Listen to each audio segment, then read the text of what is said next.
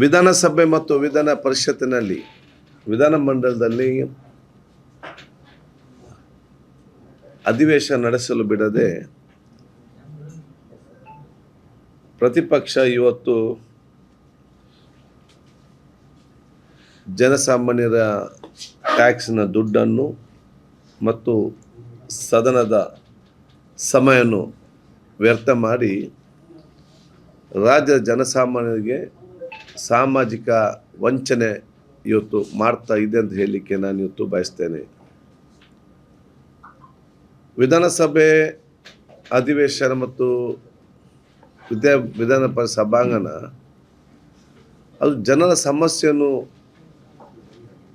ಚರ್ಚಿಸಲಿಕ್ಕೆ ಬೇಕಾಗುವ ವೇದಿಕೆ ಆಗಬೇಕು ಹೊರತು ರಾಜ್ಯಕ್ಕೆ ಮಾಡುವಂಥ ಒಂದು ಸಭಾಂಗಣ ಆಗಬಾರ್ದು.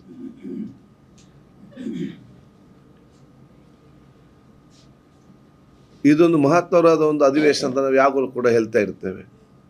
ಯಾಕೆಂತ ಹೇಳಿದರೆ ಒಂದು ಕಡೆಯಿಂದ ಕೆಲವು ಪ್ರದೇಶದಲ್ಲಿ ಬರ ಇರ್ತದೆ, ಕೆಲವು ಪ್ರದೇಶಗಳಲ್ಲಿ ಅತಿವೃಷ್ಟಿ ಇರ್ತದೆ, ಇವತ್ತು ಕುಡಿಯುವ ನೀರು, ಕೆಲವು ಕಡೆ ಇವತ್ತು ಜನ ತೊಂದರೆ ಮತ್ತು ಇಂದಿನ ಎಲ್ಲ ಯೋಜನೆ ಬಗ್ಗೆ ಚರ್ಚೆ ಮಾಡಿ ಜನೋಪಕಾರವಾಗಿ ಮತ್ತು ಜನರಿಗೆ ಪ್ರಯೋಜನ ಆಗುವಂತಹ ಆ ಚರ್ಚೆಗಳು ಮತ್ತು ಅದಕ್ಕೆ ಪರಿಹಾರ ಕಂಡುಕೊಳ್ಳುವಂತಹ ಒಂದು ಅಧಿವೇಶನವನ್ನು ಸಂಪೂರ್ಣವಾಗಿ ಇಷ್ಟು ದಿವಸ ಇವತ್ತು ವ್ಯರ್ಥ ಮಾಡಿರುವುದು ಕರ್ನಾಟಕದ ಜನತೆ, ಪ್ರತಿಪಕ್ಷ ಮತ್ತು BJPಯವರನ್ನು ಖಂಡಿತವಾಗಿ ಕ್ಷಮಿಸುವುದಿಲ್ಲ ಅಂತ ನನಗೆ ಇವತ್ತು ಅದು ತೀರ್ಮಾನ ಕ್ಷಮಿಸಲ್ಲ ಅಂದ ಬಹಳ ಸ್ಪಷ್ಟವಾಗಿ ನಮಗೆ ಇವತ್ತು ಕಾಣ್ತದೆ.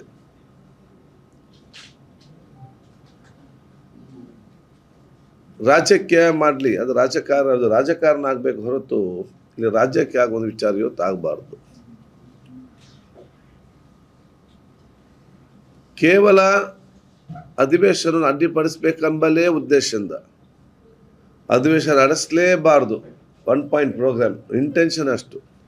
ಅದಕ್ಕಾಗಿ ಯಾವುದೇ ಒಂದು ಪ್ರಬಲವಾದ ಕಾರಣವಿಲ್ಲದೆ, ಯಾವುದೇ ಒಂದು ಸ್ಪಷ್ಟವಾದ ಒಂದು ಅವರ ಚಿತ್ರಣ ಕೂಡ ಇಲ್ಲದೆ, ಅದಕ್ಕೆ ಚರ್ಚೆ ಮಾಡಲಿಕ್ಕೆ ಒಂದು ನೋಟಿಸ್ ಕೂಡ ಕೊಡದೆ ಬರೀ ಬಂದು ಗದ್ದಲ ಮಾಡಿ ಅಧಿವೇಶನ ಇವತ್ತು ನಡೆಸಲಿಕ್ಕೆ ಬಿಡದಿರುವುದ ಹಿಂದೆ ಅವರ ಇಡನ್ ಎಜೆಂಡಾ ಅಂತೇಳಿ ಬಹಳ ಸ್ಪಷ್ಟವಾಗಿ ನಮ್ಗೆ ಕಾಣಲಿಕ್ಕೆ ಸಿಗ್ತದೆ.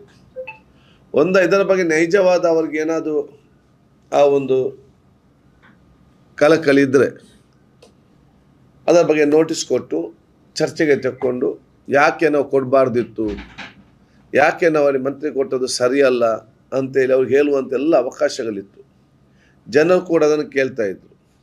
ನಾವು ಕಾಂಗ್ರೆಸ್ ಪಕ್ಷದ ಮತ್ತು ಆಡಳಿತ ಪಕ್ಷ, ಮೊನ್ನೆ ಮುಖ್ಯಮಂತ್ರಿ ನಮ್ಮ ಸರ್ಕಾರ ಇರಲಿ, ನಾವು ಯಾಕೆ ಇವತ್ತು ಅವರಿಗೆ ಸಚಿವ ಸ್ಥಾನ ಕೊಟ್ಟಿದ್ದೇವೆ, ಯಾಕಾಗಿ ಇವತ್ತು ಆ ತೀರ್ಮಾನ ಬಂದಿದೆ, ನಮ್ಗೆ ಕೂಡ ಹೇಳಲಿಕ್ಕೆ ಭಾಳಷ್ಟು ವಿಚಾರಗಳಿತ್ತು. ಇದು ಎರಡನ್ನೂ ಕೂಡ ಜನ ಕೇಳಿ ತೀರ್ಮಾನ ಮಾಡಿ ಜನರ ತೀರ್ಮಾನ ಕೊಡ್ತಾ ಇದ್ರು. ಇದು ನೋಟಿಸ್ ಕೊಟ್ಟು ಚರ್ಚೆ ಮಾಡೋದು ಇಲ್ಲ, ನಮ್ಮನ್ನು ಯಾಕೆ ಕೊಟ್ಟಿದ್ದೇವೆ ಅಂತ ಹೇಳಲಿಕ್ಕೆ ಬಿಡುವುದು ಕೂಡ ಇಲ್ಲ. ಹಾಗಿದ್ದರೆ ನಿಜವಾದ ಅರ್ಥವೇನು? ನಿಜವಾದ ಅರ್ಥ ಅಂತ ಹೇಳಿದರೆ ಇವರಿಗೆ ಈ ಒಂದು ವಿಷಯದಲ್ಲಿ ರಾಜ್ಯಕ್ಕೆ ಮಾಡಬೇಕೆಂದು ಹೊರತು ಇದರ ನೈಜವಾದ ಚಿತ್ರ ಜನಕ್ಕೆ ತಿಳಿಬೇಕು ಮತ್ತು ಇದರ ಒಂದು ಪರಿಹಾರ ಕಾಣಬೇಕೆಂಬ ಯಾವ ಉದ್ದೇಶ ಕೂಡ ಇಲ್ಲ.